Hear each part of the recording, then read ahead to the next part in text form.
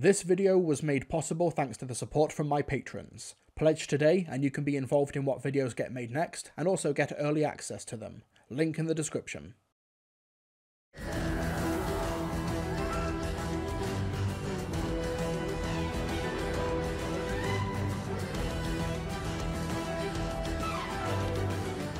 After over 7.5 years as showrunner, Steven Moffat bowed out of Doctor Who at Christmas 2017 in Twice Upon a Time to pass the baton over to Chris Chibnall. Having around 40 Doctor Who story credits to his name, and that's not even including shorts, specials and The Curse of Fatal Death, he's the writer who has had the single largest creative stamp on the programme in its 60-year history. Heck, Russell T Davies only looks set to overtake his record of 40-ish stories because he came back as showrunner and wrote almost all of the episodes in his return series. It kind of makes sense for Russell T Davies to invite Moffat to get the gang all back together for this transformative new season, but has Steven Moffat got across all he wanted to with the character? Had he spent all of his creativity, vision and personal philosophy with Doctor Who?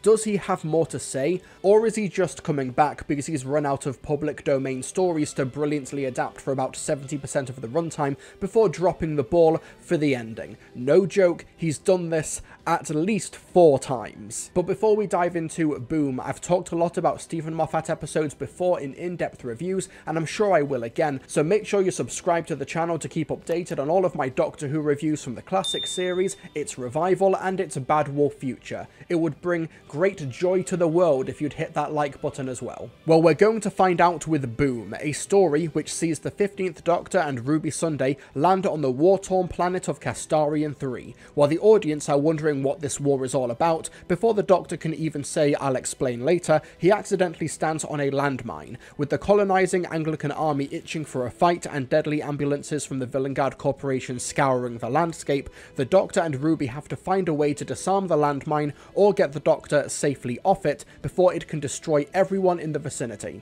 You have to love the low practical stakes of the story. Sure, we later learn that due to the Doctor's Time Lord DNA that the mine will destroy half of the planet if it detonates, but the audience don't need that escalation in order to be immediately invested in the premise. Boom may still be a Doctor Who episode with a Disney budget, a great cast with a massive upcoming star, we'll get to her later, and world-ending consequences, but it feels like the show's first out and proud bottle episode since arguably Wild Blue Yonder, arguably Heaven Sent. I mean, the definition of bottle episode is up for debate, but either way it still feels claustrophobic and intense, and part of this is because Steven Moffat is just so good at the fundamentals, like the structure. Take the first few minutes, after the cold open with the Anglican army soldiers, where we see one of them die on a landmine and another killed by the ambulance, so the audience can see the tangible stakes, as in these are the fates that can befall our main characters if they don't succeed today. The Doctor steps on the mine with 1 foot off the ground,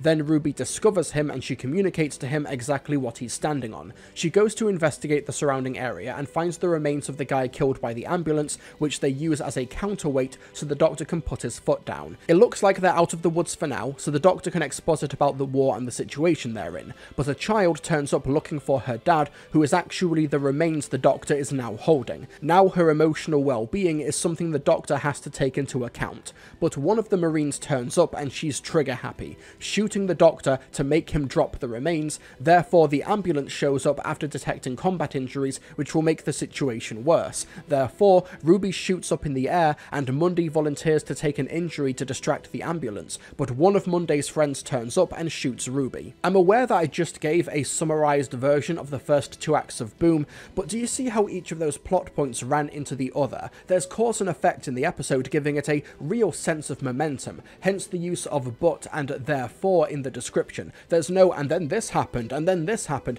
It's really organic. All of this happens within one location as well. The Doctor being fixed in place on the landmine is such an effective setup because of how it emotionally tests the Doctor, and puts this otherwise overwhelming figure in a position of weakness. Obviously he can't move, but he also can't get too stressed, otherwise the futuristic weapon will detect him as an actual target. Obviously it puts the Doctor on the back foot, literally, but it's also a great way to test the character, as in, put the Doctor under enough pressure and see if a diamond emerges. And oh my god, I just realised what this episode of Doctor Who reminds me of. It's practically a stage play. And it would make sense for Steven Moffat to be in that mindset. His previous project before this episode of Doctor Who was the stage play The Unfriend, which I have not seen because, God, Steven Moffat really should keep better company. Even the inciting incident is terrific. The Doctor hears a scream and, because he can't help himself, rushes out to investigate and try and help. When he's on the mine, balancing on one foot, he's still concerned about the scream he heard. Someone was screaming, came from directly up there. Can you check and see if anyone needs help? And once Splice turns up, the Doctor and Ruby immediately cotton on to the fact that her dad is dead and do everything they can to not tell her, but also not lie to her. Even stood on a landmine, even though this situation will certainly stress him out, the Doctor still sticks to his principles and tries to be supportive to this now orphaned child. It's why I love the first half of this episode so much. Splice doesn't even turn up until the 18-minute mark. Most of that time is just the Doctor and Ruby trying to navigate the initial stepping on the mine, and this is where Steven Moffat's stream of consciousness style of dialogue comes into play. I've used the word smelted before, it's never come up. Hang on, let me check that. Son of a bitch, he's right, the Doctor has never said smelted on TV before. Anyway, the episode is just full of brilliant dialogue, like... I'll give it time. Everywhere's a beach eventually. Okay, it's exactly 6.732217 kilograms. I was trying not to show off. Great name, Monday Flynn. You should marry Ruby, then you'll be Monday Sunday. Go on, get married. I'd laugh every day. Blind isn't fatal. You literally just said that to a dead blind guy. Hoovering up the smoke so that nobody can choke to death before they are safely shot. Obviously, a lot of this dialogue is coming from the Doctor rambling in a panic due to the situation, but there's such a pace to the dialogue and how it's delivered. Though I will say that while a lot of fans have noticed that this sounds like the 12th Doctor, which makes sense as they're all the same Time Lord deep down, I find it a bit distracting that Ruby just transforms into Clara Oswald for about 45 minutes, even down to her dying mid-episode, except not really. Obviously, a lot of this is down to Steven Moffat's gender politics informing his work, and I'm not just talking about Ruby. Once again, we have a strong female character needing to be shown the error of their ways by the smartest man in the room because they fell in love. Love it or hate it, that is the Steven Moffat pattern. Millie Gibson's performance is exceptional, and the way she bounces off Ncuti feels so organic, but she is playing a completely different character here to what we've seen before. It's not a deal breaker, but she is just Clara Mark II in Boom, though I loved her improvising a distraction for the ambulance.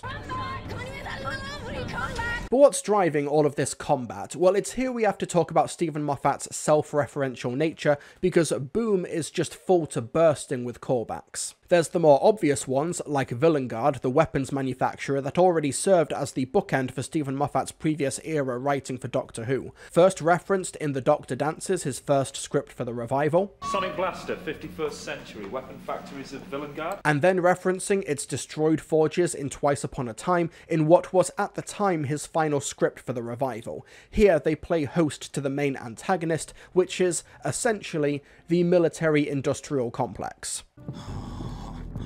Capitalism. We also have the Church Soldiers, which have made semi-regular appearances throughout his showrunner tenure. The fairy tale the Doctor tells himself to calm down with the Moon and the President's wife is a callback to the 12th Doctor, and of course... I will be popping in every now and then. Fish fingers and custard is my favourite. These references are fascinating in a multitude of ways. Firstly, in that it isn't just Moffat taking a victory lap over his own stories, but rather they're part of a long line of references from Doctor Who history, even including his successor Chris Chibnall. I've met sentient mud, lovely girls. I can buy that this is the biggest ever witch hunt in England, or I can buy it's an alien mud invasion. Heck, the whole episode's premise was inspired by a single scene from the 4th Doctor story Genesis of the Daleks, where the Doctor stood on a landmine and was rescued by companion Harry Sullivan. And it's not just the episode that gets in on this reference, the Welsh BBC One announcer joined in the fun. But right now on BBC One Wales, where's Harry Sullivan when you need him? Flawless, stunning. I love this show. So yeah, it's not just his own history that he's celebrating, but even if it were, he's building upon his era's own mythology and themes that he's explored in the past, like the idea of a digital afterlife as we see with the AI constructs of the deceased Marines. It's very similar to his work in Forest of the Dead and Death in Heaven, but modernized to comment upon the capitalist class's obsession with AI and algorithms. The episode doesn't draw attention to it, but there's something so morbid about the audience watching the still alive John begging for his life to the ambulance, but once he's dead, his AI approximation uses his voice to say, "I was humanely terminated on the discovery of the fatal condition, blindness." Like with AI or deepfakes, once it has your influence, it could say anything in your name, and that lack of autonomy is pretty horrifying. Not to mention, Moffat uses the sound of Monday's friend Canterbury's AI to trick the audience and Monday into thinking he's still alive. Are you injured? I'm fine. How are you? I'm fine. I'm okay, I'm fine. But these callbacks come and go quickly, to the extent where if you have no idea what they're calling back to, you wouldn't feel like you missed anything. But going back to Villengard, the idea of the church invading an empty world and the Villengard algorithm killing the soldiers at a level to keep them buying more weapons without them ever encountering the supposed Castarians, It stretches credibility somewhat. Like, I'm not expecting the Doctor and Ruby to stop and ask for all the details and specifics about the conflict in the past 6 months, but there's a lot of lapses in logic here. Like, is there really no way for the Church to know whose weapons are whose? I understand Villengard are arming both sides of the conflict. Relevant social commentary? Nah, Doctor Who would never. But surely you'd have some suspicions when you count your dead every day for 6 months and spot that none of them have been killed by non-Villengard means, right? I don't want to harp on these lapses in logic too much, because the alternative would be interrupting the episode's stellar pacing to provide more clarity, and it's a trade-off that Moffat was clearly ready to make, but then you get the sense that the premise of the episode came first, and then the twist ending, and then Moffat had to find a way to get from A to B by any means necessary. But the Villengard algorithm is still a terrific concept, and a brutal, yet wholly plausible evolution of the modern military-industrial complex, where even the treatment from the ambulances is carefully controlled for maximum efficiency. The ambulances are actually creepy-inspired creations, the way they trundle around, Susan Twist's friendly but dispassionate face and voice, feigning thoughts and prayers, being something I can imagine kids imitating on the playground. Sharp scratch. And the cherry on top, the ambulance being able to revive Ruby when she's shot by Canterbury, but choosing not to because she's not ordained. But let's talk about Ruby's fake-out death in the episode. So Ruby tries to distract the ambulance, but Monday asserts that there needs to be an actual injury, and I love how she politely corrects Ruby into shooting her left arm. It's so British. Do my arm. Left one, please. Yes. Canterbury interrupts, understandably assumes his crush is about to get killed, so he shoots Ruby to protect her. What you say? That you only meant well. And the Doctor's almost guttural gasp when Ruby falls into the pit. It's so affecting, and probably one of the best acted moments of the episode. Because the Doctor can't scream in despair, he's trying to contain his emotions and he can't move to help her, so he just lets out this restrained, helpless yelp. The ambulance scans Ruby, thinks her age is 3082, another Moffat callback when the same thing happened to Amy Pond in The Beast Below, and can't find her next of kin.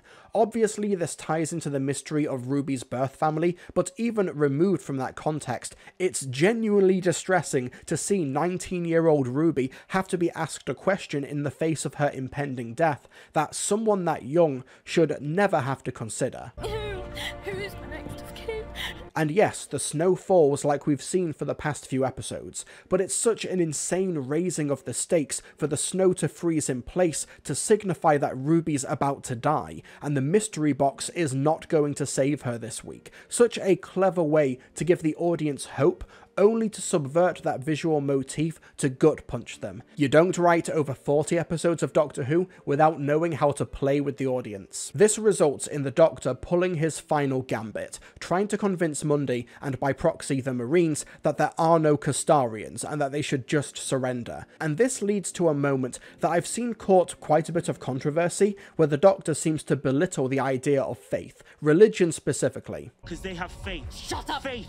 The magic word that keeps you never having to think for yourself. I saw a lot of people taking issue with this, claiming that this episode of Doctor Who was anti-religious, and with respect, and speaking as a non-religious person, I feel like you could only get that impression if you saw that line removed from all context. You have to remember who the Doctor is talking to. Firstly, he's worked with the Anglican Marines before. He clearly has no moral objection to this faction, but he's speaking specifically to Mundy, who, need I remind you, encountered the Doctor and Ruby in this pit, thinking they're civilians in a war zone. Are you civilians? But despite that, Mundy still shot at the Doctor's arm multiple times to try and get him to drop John's remains so the landmine can detonate. And pray tell, what was Mundy's reasoning for doing that? I'm Anglican.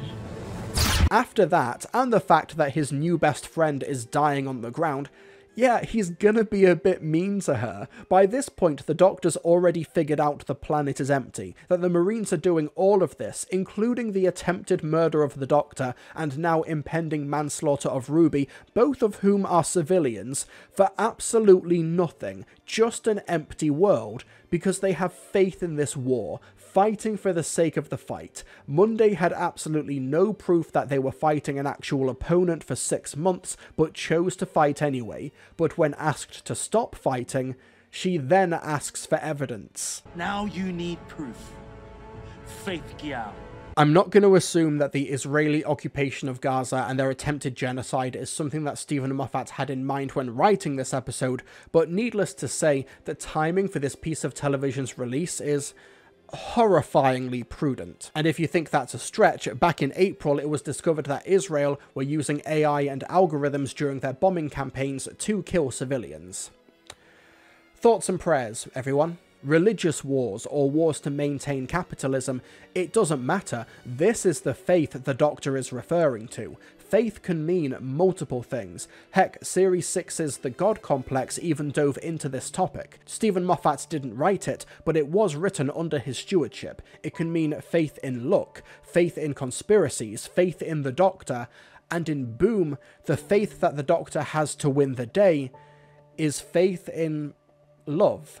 Yes, it's cheesy, but it's very Moffat. John, still retaining his love for his daughter, manages to infiltrate the Villengard systems and deactivates the algorithm, visually manifesting by the green lights of the landmine turning into X's, aka kisses. Ncuti Gatwa gets the emotional joy equivalent of the Ninth Doctor's Everybody Live speech, to the point where he just drops Ruby on the floor. The whole Villengard arms industry, all of it. Then the group watches the sunrise on a new day where the fake war is over and new adventures await. Now some viewers may be wondering, but Doctor, you took out the Villengard algorithm, but why are you just ending this war instead of just destroying Villengard themselves because they're the systemic problem here? And that's a legitimate question to have, dear viewer. Well, the Doctor already did that. There's a banana grove there now. I like bananas. Bananas are good. With the Doctor capping off the episode with a quote from the poem An Arundel Tomb by Philip Larkin. What survives of us is love. I've got to confess, I'm a poetry pleb, okay? Like, I only know about 3 or 4 poems, and they're relatively mainstream ones from people like Poe and Tennyson, etc. So when An Arundel Tomb gets quoted in an episode of Doctor Who, and it's one of the only ones I know, I can pretend to be really smart and well-read. So An Arundel Tomb is a poem about, well, a tomb containing an aristocratic couple with them both carved upon the tomb hand in hand. Over the centuries, the tomb is worn away by time and the elements, and as tourists pass through, the original couple's lives and relationship and meaning are lost, but what persists is the myth of this couple's union, which has survived the ages. What survives of us is love. And while that's the line quoted in the episode, I'd like to draw your attention to a couple of lines in the poem's 5th verse. Persisted, linked through lengths and breadths of time, snow fell, undated. And whose Bond in this series is shown through time and manifest through snow? Coincidence? I think not! So I love the writing, I love the performances from Ncuti and Millie, and there's a lot in Boom that builds on Moffat's own in-universe mythology and themes, so what doesn't work about it? Well, I already touched upon the suspension of disbelief required for the Anglicans to be fighting a war against nothing for 6 months, but the main issue for me is the supporting cast. Now, I think the performances across the board are strong. Joe Anderson is surprisingly compelling as both versions of John Francis Vater.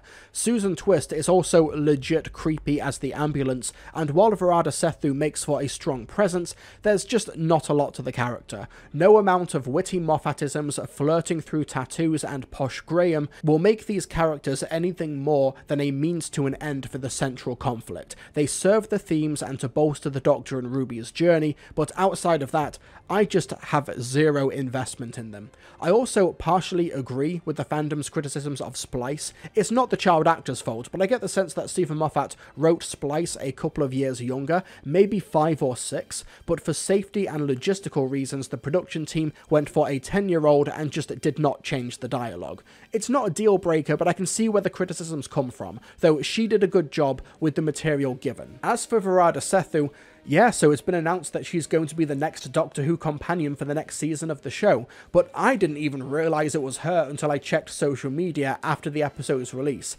I think it was the hair and the bulky costume, I just did not recognise her at all. I don't think her companion character is going to be Monday Flynn. Rather, I think we're dealing with a Peter Purves, Freema Agyeman and Karen Gillan situation here, where they were cast in a one-off Doctor Who role, only for the team to enjoy their work so much, they bring them back as a different character.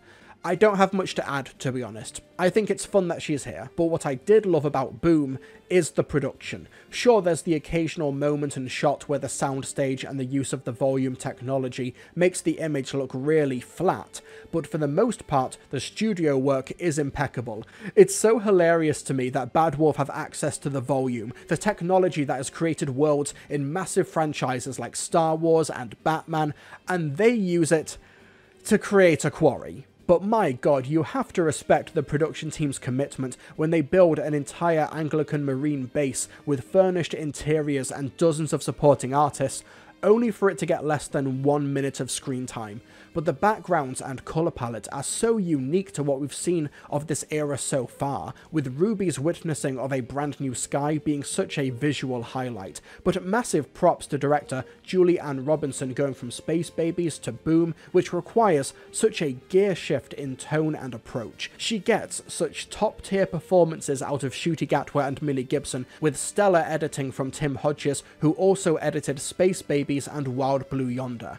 I love Murray Gold's restrained music throughout, really ratcheting up the tension, only letting the music swell when John first infiltrates the algorithm, and then at the end when everyone's celebrating. Boom is such a great looking and sounding episode with real thriller bones to it. I've seen a lot of people say that this is the best episode of Doctor Who since 2017, and I can't quite meet you there. That just feels spiteful to the 13th Doctor's era, which does actually have a couple of bangers in it, but I will say that it is one of the better episodes of the show in recent memory. Russell T Davies gave us the ballsy and bonkers Wild Blue Yonder, and Stephen Moffat's return has given us the pulse-pounding and angrily revolutionary Boom, which, you know what, after an era that gave us Kablam, I can get used to Doctor Who being this socially progressive again. Its supporting cast aren't much to write home about, but the talent on display from Gatwa and Gibson is insane to watch unfold, in an episode premise so shockingly simple, but was able to keep my heart in my throat throughout, thanks to stellar direction, great editing, and brilliant sound design. Boom isn't a modern Doctor Who masterpiece, but it's still really strong, and while I think Doctor Who would benefit from new diverse voices rather than relying on the old guard time and time again, I will say I am intrigued by Moffat's next work, which has been revealed as the upcoming 2024 Christmas special, Joy to the World. Wait, Boom? Joy to the World? Why does that sound so familiar? If I say anything negative about Doctor Who, it goes everywhere, like boom, everywhere, right? Doesn't exactly bring joy to the world that I just say something negative about Doctor Who.